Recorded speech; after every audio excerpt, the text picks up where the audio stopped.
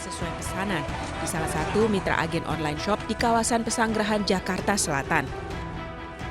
Banyaknya kurir yang antri bahkan menutup sebagian akses jalan warga yang ingin keluar masuk rumah. Kericuhan sempat terjadi saat para kurir berebut masuk ke kantor mitra agen paket.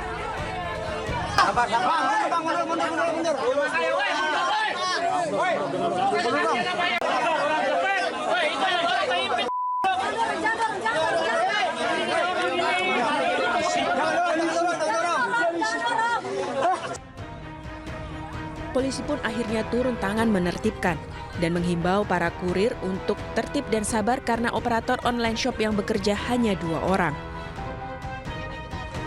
Sementara pihak mitra agen paket berkoordinasi dengan mitra lain agar lebih banyak lokasi yang bisa dibuka untuk penukaran barang. Cari main nih Kota Bumi Bang, bawa dari Bitung. Apa ini bawa anak bini. Sudah berapa lama ngantri? Dari jam 10:30 Bang. Di sini ini udah jam 5. Kurir mitra rekanan dari Shopee.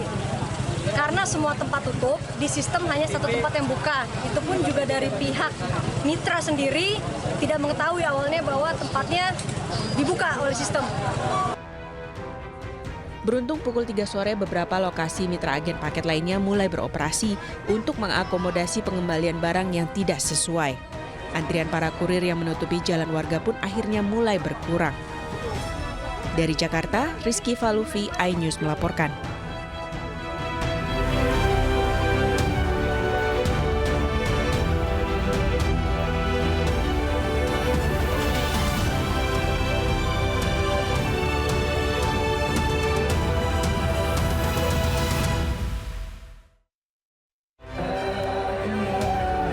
Isak tangis warnai pemakaman korban longsor Canggar Mojokerto, Jawa Timur.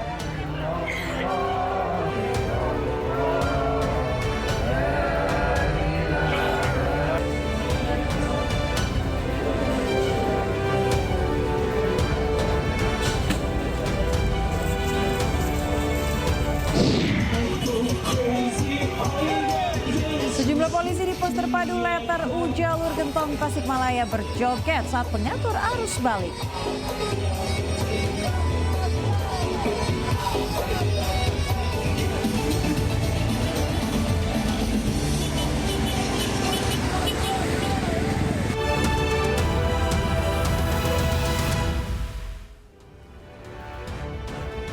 Halo, selamat malam pemirsa. Tim SAR gabungan berhasil mengevakuasi 6 orang meninggal dunia akibat peristiwa longsor Pacet Kabupaten Mojokerto, Jawa Timur. 6 jenazah tersebut langsung dibawa ke Rumah Sakit Hasta Berata, Kota Batu untuk proses identifikasi. Bersama saya Aya Nufus, inilah iNews Malam selengkapnya.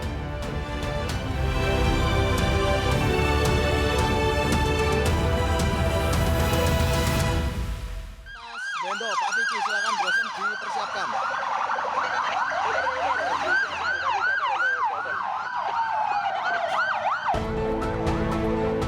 Menggunakan iring-iringan 6 ambulan ke-6 jenazah langsung dievakuasi ke instalasi forensik kamar jenazah Rumah Sakit Hasta Berata, Kota Batu. Kondisi terkini.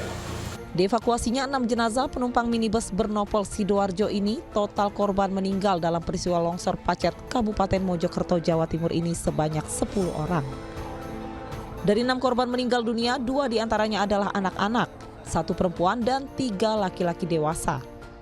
Ke-6 korban merupakan warga Sidoarjo yang hendak berlebaran ke rumah kerabatnya di Batu Malang. Namun dalam perjalanan melewati Mojokerto, kendaraan korban terkena longsor. Yang dibawa ke sini ada sebanyak 6. Ya. 6 itu ada anak-anak itu ada 2, umur 4 tahun sama umur 2 tahun. Kemudian wanitanya 1 dewasa, kemudian laki-lakinya ada 3 dewasa.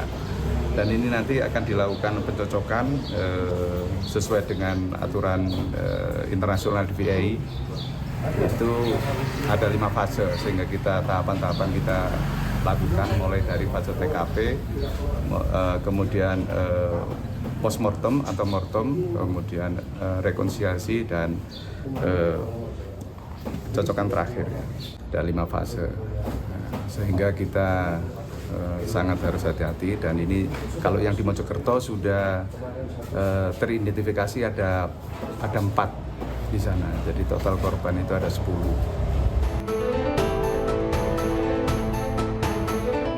Sebelumnya bencana tanah longsor menyapu sebanyak 2 mobil yang sedang melintas di jalur penghubung Kota Batu dan Kabupaten Mojokerto Kamis lalu. Dari Malang, Jawa Timur, Denny Irwansyah, iNews melaporkan. Ya pemirsa, 7 jenazah pemudik yang tewas tertimbun longsor saat akan silaturahmi Lebaran dimakamkan di tempat pemakaman umum Desa Pasegan, Sidoarjo, Jawa Timur. Ketujuh korban tersebut merupakan satu keluarga yang berada dalam satu mobil.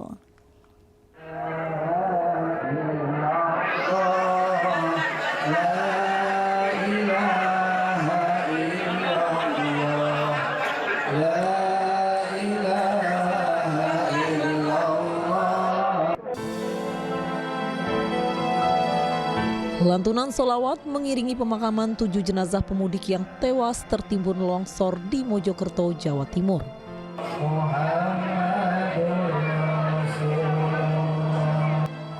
Keluarga yang ditinggalkan pun menangis di atas peti mati jenazah korban.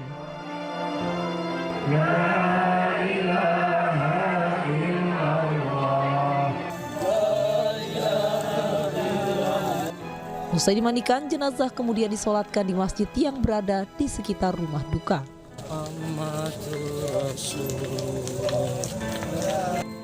Jenazah dimakamkan di tempat pemakaman umum Desa Pasegan, Sidoarjo, Jawa Timur. 7 korban ini merupakan satu keluarga. Mereka tewas tertimbun longsor saat akan bersilaturahmi dengan sanak saudaranya. Ya pemirsa, usai tiba di rumah duka, korban tewas longsor Sidoarjo langsung dimakamkan malam ini. Dan untuk mengetahui suasana terkini di lokasi pemakaman, sudah ada rekan Yoyo Agusta. Selamat malam, Yoyo. Seperti apa suasana pemakaman korban longsor Sidoarjo pada malam hari ini? Ya, selamat malam Ayah dan pemirsa di rumah. Saat ini saya masih berada di rumah duka dari almarhum Wahyudi yang ada di Dusun Pasegan, Desa Klopo 10, Kecamatan Sukodono, Kabupaten Sidoarjo. Pasca dimakamkan jenazah para korban tanah longsor di Pacet, Mojokerto, suasana di rumah korban hingga malam ini atau saat ini masih nampak ramai oleh pelayat. Mereka tidak saja datang dari kerabat mereka, namun banyak warga yang masih memberi dukungan kepada pihak keluarga agar mereka tetap tabah menerima cobaan yang mereka alami saat ini. Demikian, Ayah. Baik, apakah keluarga sudah berkumpul di rumah duka pada malam hari ini, Yoyo? Ya, pemirsa, dapat kami laporkan juga bahwa suasana rumah duka yang berada di Desa Klopo 10 masih ramai dan sejumlah kerabat masih nampak berkumpul di rumah duka. Mereka tetap memberi dukungan moral kepada para keluarga yang menerima musibah di Pacet, Mojokerto pada Kamis siang kemarin. Dan juga kami laporkan bahwa proses pemakaman ke-6 jenazah korban tanah longsor ini telah dilakukan pada setengah 9 malam tadi. Dan dari ke-6 korban, pihak keluarga dikebumikan di 3 liang lahat. Demikian. Baik, selain sanak saudara, keluarga, siapa lagi yang ada di rumah duka, Yoyok? Apa mungkin dari pihak kepolisian juga ada di sana? Iya ya, mengingat sosok almarhumah Yuti ini dikenal sebagai sosok yang baik dan religius serta ramah pada tetangga-tetangganya, sehingga hingga malam ini para tetangga di sekitaran rumah maupun tetangga dusun masih nampak ramai berada di rumah duka. Sedangkan pihak kepolisian memang tadi saat proses pemakaman maupun menunggu proses kedatangan jenazah, nampak dari Polsek Sukodono juga hadir dan menjaga ketertiban di sekitaran akses jalan menuju pemakaman. Namun malam ini pasca pemakaman pihak kepolisian sudah kembali ke tempat mereka. Demikian, Ayo. Ya. Yoyok, kabarnya ada rencana gubernur ini mengunjungi rumah duka. Apakah gubernur ini sudah tiba di sana atau seperti apa rencananya? Ya, dari informasi yang kami terima bahwa rencananya Gubernur Jawa Timur Khofifah Indar Parawansa beserta Bupati Sidoarjo yakni Haji Subandi serta Kapolres Sidoarjo berencana akan mengunjungi rumah duka pada esok hari sekitar pukul 10 pagi hari. Namun memang dapat kami lakukan juga saat proses kedatangan maupun pemakaman tidak nampak adanya pejabat Pemkab yang ada di rumah duka. Demikian, Ayah kembali ke studio. Baik Yoyo, terima kasih atas laporan Anda langsung dari rumah duka. Selamat bertugas kembali dan selamat malam. Terima kasih, selamat malam. Ya pemirsa, membludaknya jumlah pengunjung Taman Marga Satwa Ragunan Jakarta Selatan membuat sejumlah orang tua luput mengawasi anak-anak mereka saat sedang bermain. Akibatnya 12 anak terlepas dari pengawasan orang tua hingga akhirnya diselamatkan ke kantor pusat informasi.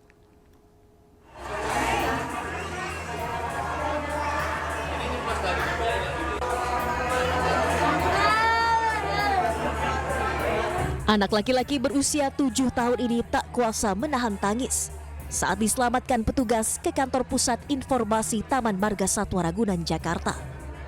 Ia terus menutup wajahnya sambil terus memanggil kedua orang tuanya untuk menjemput.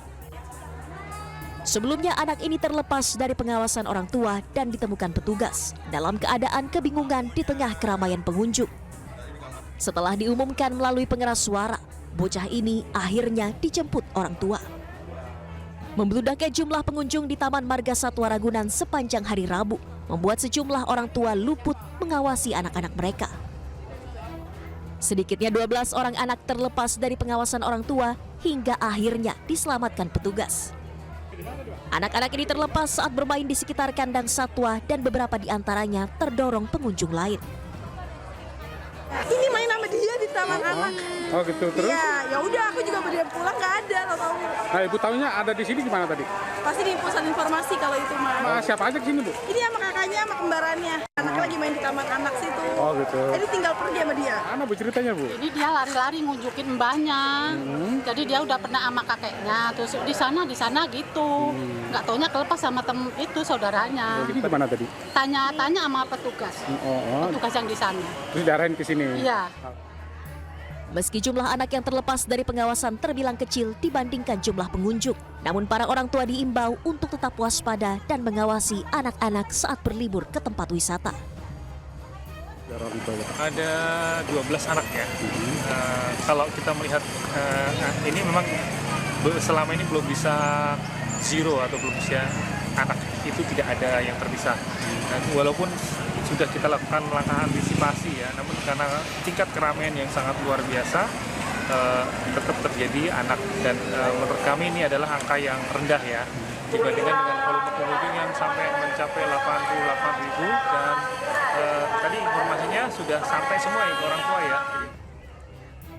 Selain anak yang terlepas dari orang tua, petugas pusat informasi juga menerima laporan kehilangan mulai dari barang elektronik hingga dompet berisi uang tunai dan kartu identitas.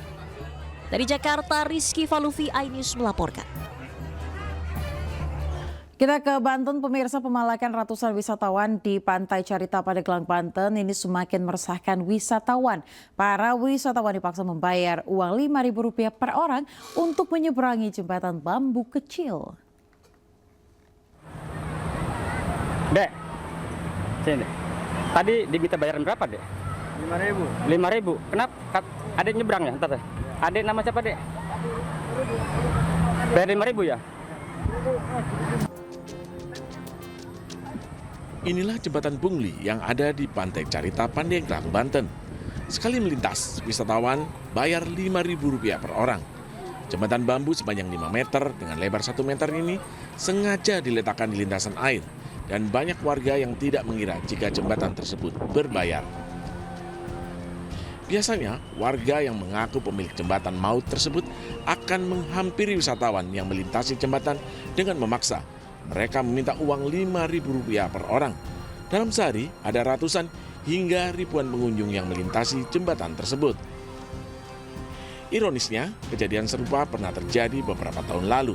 Viral hingga sempat diamankan pihak kepolisian. Ternyata pelaku tidak jerah memasang perangkap jembatan pungli kembali. Tan bambu ya? Itu diminta bayaran berapa? 5.000 satu orang apa 2 orang? Emang awalnya gimana sih, Dek, itu? Saya juga nggak tahu, katanya buat upah gotong-gotongin jembatannya aja. Oh gitu. Terus menurut Adek bagaimana itu? Apakah itu termasuk pungli, Dek? Ya bisa jadi. Warga berharap pemerintah desa bisa membangun jembatan serupa agar wisata Pandeglang tidak tercoreng dengan ulah oknum yang tidak bertanggung jawab. Dari Pandeglang, Banten, Iskandar Nasution, iNews melaporkan. Sementara itu, pemirsa, di momen libur Lebaran, Rumah Presiden ke-7 Republik Indonesia Joko Widodo di Solo, Jawa Tengah dipadati warga. Ribuan warga dari berbagai daerah rela antri berjam-jam demi bisa bersalaman dan berfoto dengan Jokowi.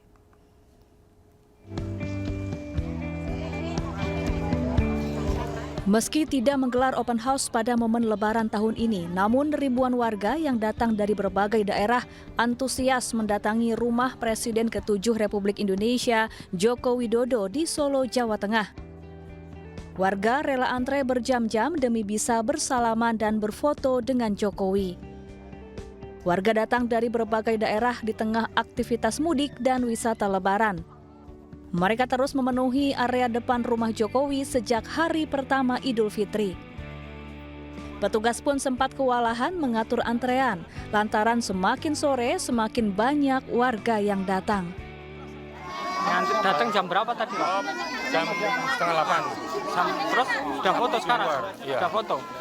Sudah foto dengan Pak Jokowi? Belum, ngantri tarik ke belakang lagi, tarik ke belakang. Berarti ngantri berapa lama ini tadi? Ya hampir 2 jam lah. Ya, lumayan juga. Terus ini udah dapat antrian? Belum, nanti sampai dapat harus nanti. Harus sampai salaman ini, jauh-jauh soalnya. Sejumlah tokoh dan Menteri Kabinet Merah Putih juga datang berkunjung ke rumah Jokowi. Salah satunya Wakil Menteri Dalam Negeri Bima Arya. Bima Arya bahkan menyebut bangga dan mengapresiasi rumah Jokowi sebagai destinasi wisata baru di Solo. Selain bisa bertemu mantan presiden, warga juga dihibur dengan penampilan musik, seni, dan budaya. Kota Solo ada destinasi wisata favorit baru, namanya wisata Jokowi.